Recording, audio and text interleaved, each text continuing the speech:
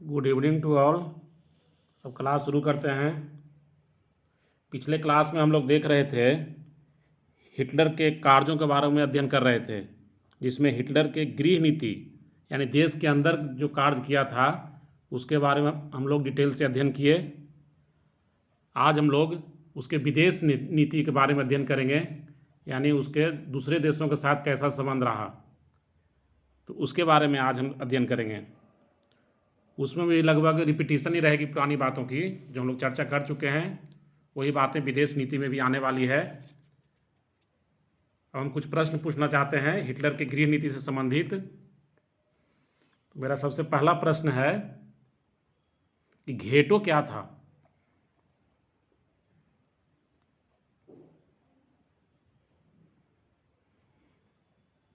यहूदियों को संपत्ति जब्त कर करके उसे अलग बस्तियों में रहने के लिए विवश कर दिया जाता था। यहूदियों के लिए एक अलग बस्ती बनाया था, उसको कहते थे घेटो।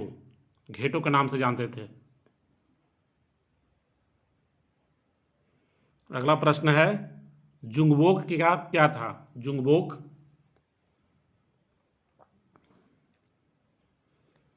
जुंगबोक क्या था? जो बच्चे 10 वर्ष की रहते थे उन लोगों को जुंगवोट नामक संस्था में भेजा जाता था। हाँ, एक संस्था था जिसमें सैनिक शिक्षा दी जाती थी खेल के माध्यम से। उसका मुख्य उद्देश्य था देश में सैनिक पैदा करना, क्योंकि उसे युद्ध लड़ना था, इसलिए सभी लोगों का सैनिक सेवा अनिवार्य कर दिया था, सभी नागरिकों को। तो 10 वर्ष के जब होता था तो उसे जुंगबोक नामक संस्था में भेजी जाती थी, जहाँ उसे प्रशिक्षण दिया जाता था, खेलकूद के माध्यम से अनुशासन का शिक्षा दिया जाता था। फिर उसके बाद हिटलर यूथ क्या था?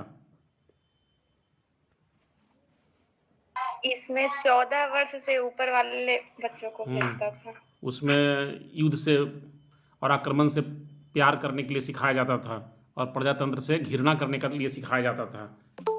मुख्य रूप से सैनिक बनने का प्रशिक्षण दी जाती थी। उसके बाद लीग ऑफ जर्मन मेडेंस क्या था? महिलाओं के लिए था, यहाँ खाना बनाने के लिए सिखाया जाता हाँ, घर के काम। हाँ, घरेलू उत्तरदायित्व, माने एक महिला को जितने तरह के काम करने पड़ते हैं उन्हीं सभी को प्रशिक्षण उसमें दिया जाता था। और मातृत्व की शिक्षा दी जाती थी, बच्चों को कैसे देखभाल पालन पोषण करना है, तो उसके लिए था the league of German maidens. The eternal जीव क्या था? यहूदियों के विरुद्ध एक फिल्म बनाया गया था। हाँ, यहूदियों के विरुद्ध एक फिल्म बनी थी, उसका नाम था द इटर्नल जीव, जिसमें यहूदियों को से नफरत करना सिखाया गया था। उसमें दिखाया गया था कि यहूदी लोग बहुत गंदे होते हैं और वह नफरत के योग्य हैं। गोवेल्स कौन था?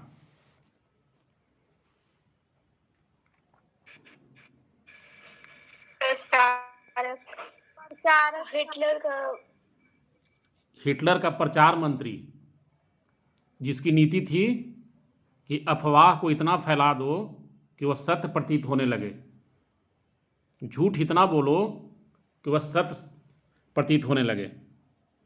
उसका प्रचार मंत्री था हिटलर का। ऑनर क्रॉस किसे दिया जाता था? महिलाओं जो अधिक बच्चा पैदा करते थे उसको। हाँ, जो महिलाएं अधिक संतान पैदा करती थी उसे ऑनर क्रॉस से सम्मानित किया जाता था, क्योंकि उसे जनसंख्या बढ़ाना भी उद्देश्य था हिटलर का, क्योंकि युद्ध में अधिक से अधिक सैनिकों की आवश्यकता थी। चतुर्वर्षीय योजना कब लागू हुई थी?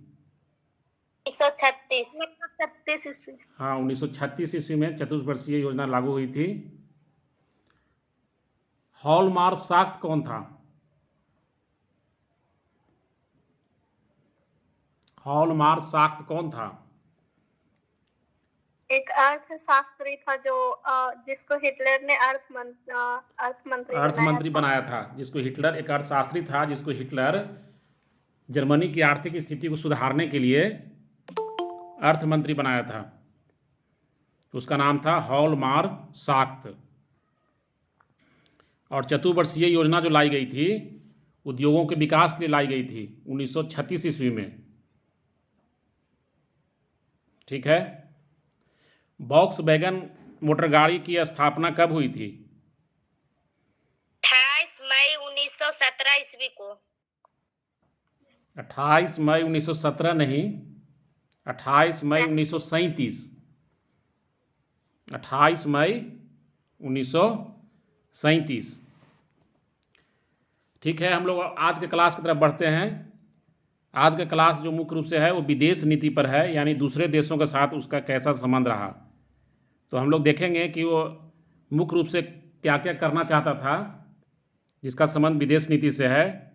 तो सबसे पहला जो उसका जो इच्छा थी वह थी अपमानजनक वर्साय की संधि को समाप्त करना।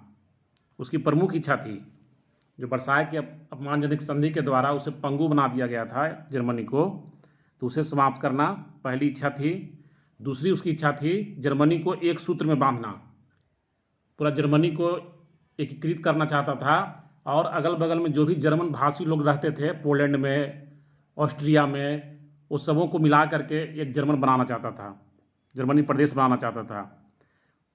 उसकी सोच थी जर्मनी साम्राज्य का विस्तार करना, कि उसका क्षेत्र बढ़े ताकि जर्मन लोगों को और जगह मिल सके और आर्थिक संसाधन मिल सके।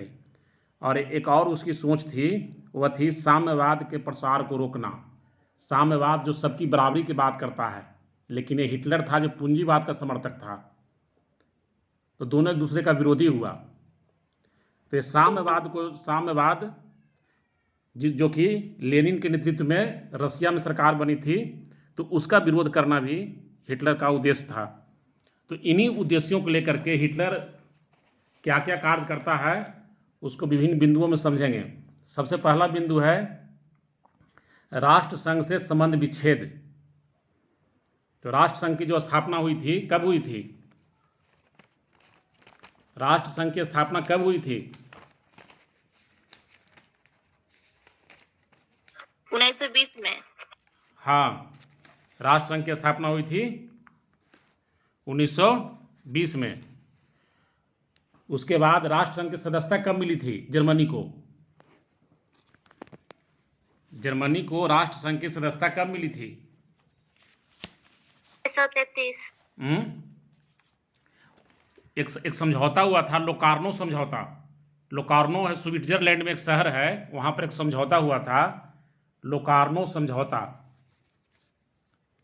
1925 ईस्वी में हुआ था। इस समझौता के तहत जर्मनी को राष्ट्रसंघ का सदस्यता दिया गया था।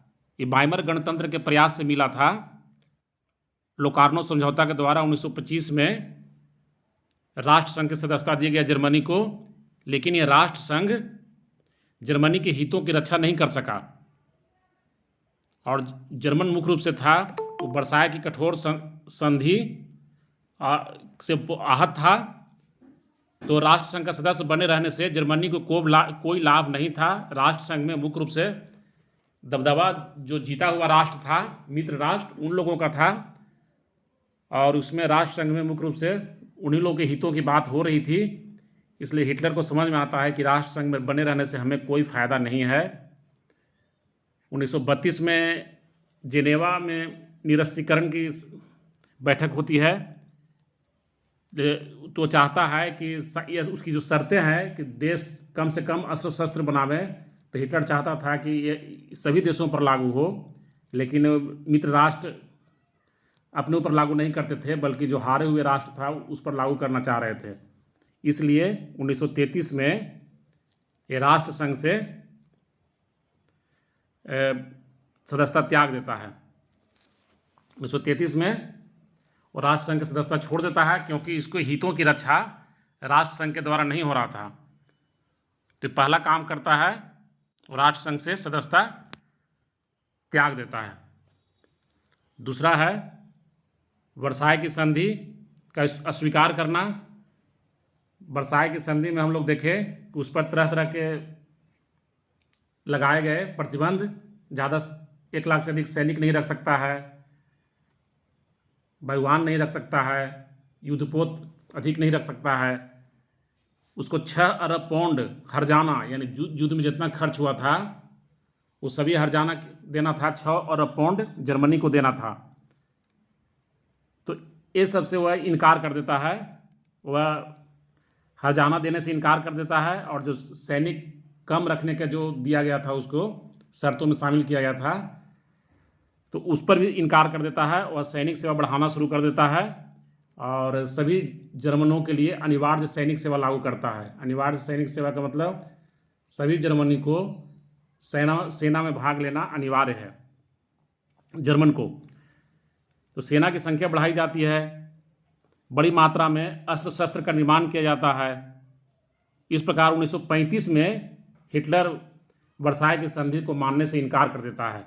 उस पर जो हर्जाना का देने का जो चरणबद्ध रूप से देने के लिए जो आदेश दिया जाता है वो भी देने से इनकार कर देता है। तो दूसरी बात हुई कि वर्साय की संधि को अस्वीकार कर देता है 1935 में, और 1933 में वह राष्ट्र संघ से अलग हो जाता है और 1935 में वर्साय की संधि को मानने से इनकार कर देता है। 2 डेट महत्वपूर्ण हुआ, 1933 और 1935। उसके बाद आगे बढ़ते हैं। 1938 में क्या होता है, तो बगल में देश है ऑस्ट्रिया। ऑस्ट्रिया में जर्मन प्रजाति के बहुत से लोग रहते थे, तो 1938 में वह एकीकृत कर लेता है, जर्मनी को मिला लेता या ऑस्ट्रिया को मिला लेता है जर्मनी में। और इसका नारा था, हम लोग जानवे करते हैं, एक जनता, एक साम्राज्य और एक नेता।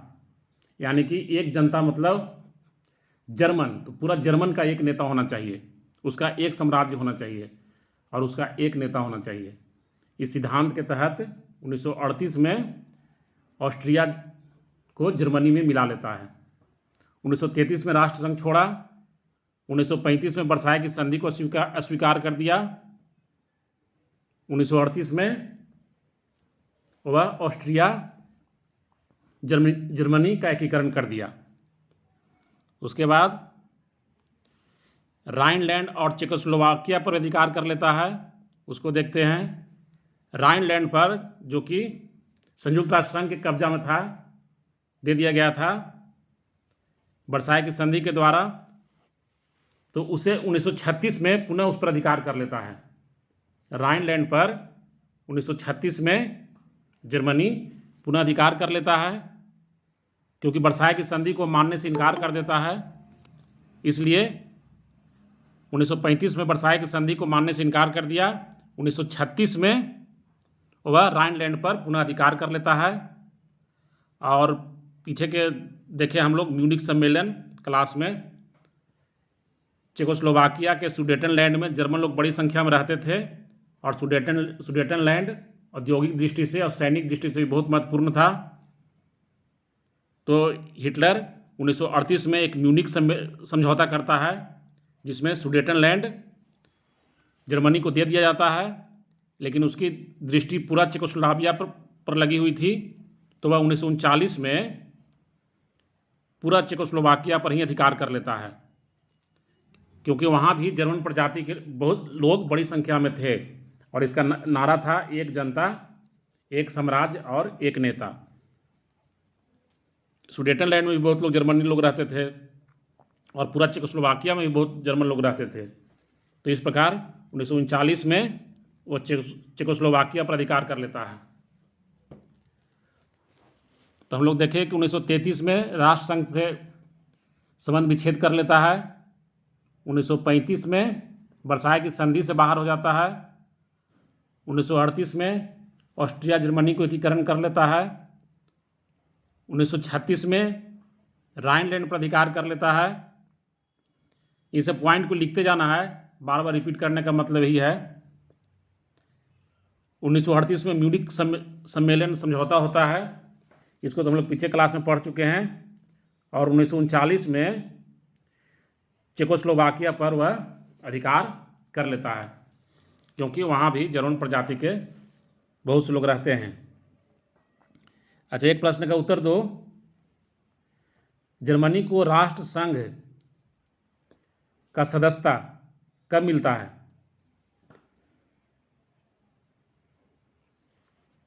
1925। हाँ, किस समझौता के तहत?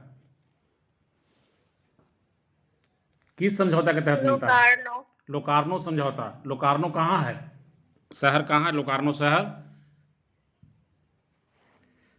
जिस स्थान पर समझौता होता है उसी के नाम से उस समझौता को हम लोग जानते हैं। लोकार्नो स्विट्जरलैंड में एक शहर है, वहीं पर हुआ था। तो लोकार्नो समझौता के तहत में इसको सदस्यता मिल जाती है राष्ट्रसंघ में। किसके प्रयास से मिलती है? वाइमर गणतंत्र के प्रयास से, क्योंकि उस वक्त जर्मनी में वाइमर गणतंत्र की सरकार होती है। आगे देखते हैं विदेश नीति में क्या क्या कार्य किया। जर्मनी रोम, बर्लिन, टोक्यो धुरी का गठन किया, यानी एक दोस्ती किया जिसमें रोम, बर्लिन और टोक्यो।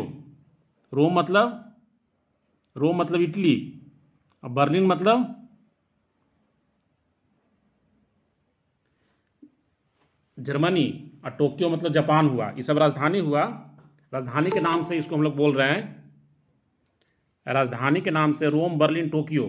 जापान का राजधानी हुआ ना टोक्यो, इटली का रोम और जर्मनी का बर्लिन।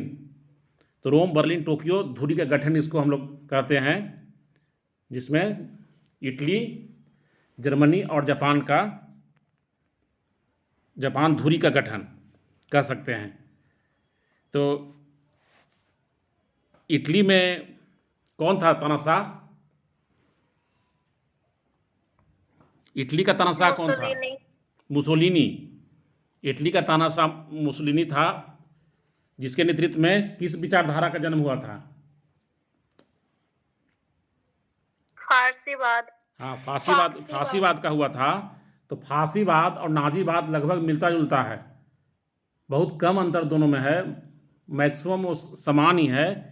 तो साम्राज्यवाद जो था, और जिस प्रकार नाजीवाद की विचारधारा थी, उसी प्रकार फांसीवाद की भी विचारधारा साम्राज्यवाद थी। तो मुसोलिनी इथियोपिया पर हमला करता है। इथियोपिया का अब नया नाम, पुराना नाम उसका था, अभी इथियोपिया नाम है, पुराना नाम है अबिसिनिया। अबिसिनिया पर हमला करता है इटली। अब अबिसिनिया कहाँ पर है उसको हम लोग दिखा रहे हैं।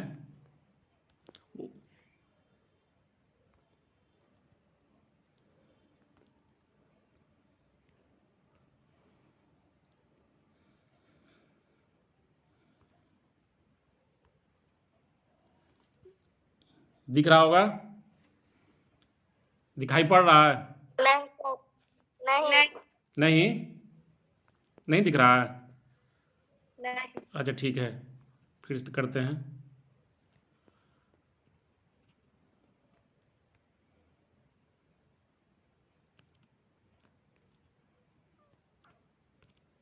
अब दिखा? Yes sir. अब दिखाई दिया ना? हाँ, तो इसमें देखो ये नीचे है दक्षिण अफ्रीका में इथियोपिया। इथियोपिया है ना, दक्षिण अफ्रीका में नीचे इथियोपिया है, केन्या के बगल में। दिखाई दिया? Yes sir. हाँ, तो इथियोपिया का पहले नाम था अबिसिनिया, इसका पुराना नाम था अबिसिनिया। तो अबिसिनिया मुसोलिनी इस पर हमला करता है 3 अक्टूबर 1935 को। यह लड़ाई चलती है 3 अक्टूबर 1935 से 5 मई 1936 तक। इटली देख लो, इटली इसमें कहाँ पर है? जर्मनी के बगल में इटली है, जर्मनी और फ्रांस के बगल में इटली है। ऊपर लाल रंग से पोलैंड लिखा हुआ है। अब पोलैंड के बगल में जर्मनी है और जर्मनी के नीचे इटली है। तो इटली का जो मुसोलिनी है वो हमला करता है अबिसिनिया पर 3 अक्टूबर 1935 को, और ये लड़ाई चलती है 5 मई 1936 तक। तो इसमें जर्मनी जो है इटली की सहायता करता है। इसका मतलब हिटलर है वह मुसोलिनी की सहायता करता है। तो इस प्रकार दोनों में दोस्ती हो जाती है। तो उस दोस्ती को नाम दिया जाता है रोम बर्लिन धुरी। रोम बर्लिन धुरी हुई। रोम बर्लिन मतलब राजधानी से हुआ, इसका नाम रोम बर्लिन धुरी के नाम से हम लोग जानते हैं। फिर उसके बाद वह फ्रेंको से भी दोस्ती कर लेता है। तो फ्रेंको कहाँ का तानाशाह था? फ्रेंको कहाँ का तनाशाह था? फ्रेंको स्पेन का। फ्रेंको कहाँ का तनाशाह था?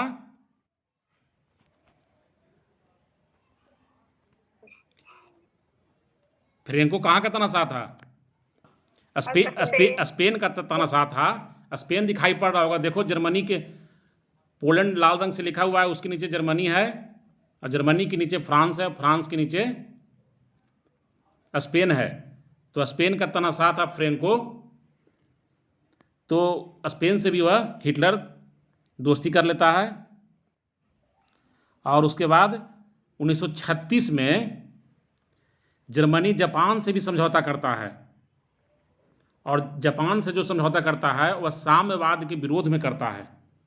साम्यवाद जो कि समानता की बात करती थी क्रांति के माध्यम से, तो क्रांति के हिंसा के माध्यम से जो समाज में आर्थिक समानता लाना चाहती है, उस विचारधारा को हम लोग साम्यवाद के रूप नाम से जानते हैं।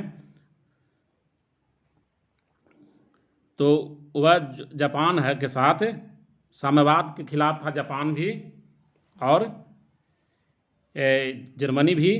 तो जापान के साथ साम्यवाद के विरुद्ध एक समझौता करता है, उसको हम लोग कॉमिंटर्न विरोधी समझौता के नाम से जानते हैं। कॉमिंटर्न विरोधी समझौता। कॉमिंटर्न क्या था? तो 1919 में मॉस्को में व्लादिमीर लेनिन 1919 में मॉस्को में व्लादिमीर लेनिन एक संस्था की स्थापना करता है, उसको हम लोग कॉमिंटर्न के नाम से जानते हैं। कम्युनिस्ट इंटरनेशनल, उसको हम लोग कम्युनिस्ट इंटरनेशनल के नाम से जानते हैं। तो उसी के विरुद्ध में उसकी विचारधारा थी कि वह पूरा विश्व में साम्यवादी विचारधारा फैलाना चाहता था, विश्व के सभी देशों को साम्यवादी बनाना चाहता था। कौन? ये जो व्लादिमीर लेनिन के नेतृत्व में कम्युनिस्ट इंटरनेशनल नामक संस्था की जो स्थापना हुई थी मॉस्को में 1919 में स्थापना हुई थी व्लादिमीर लेनिन के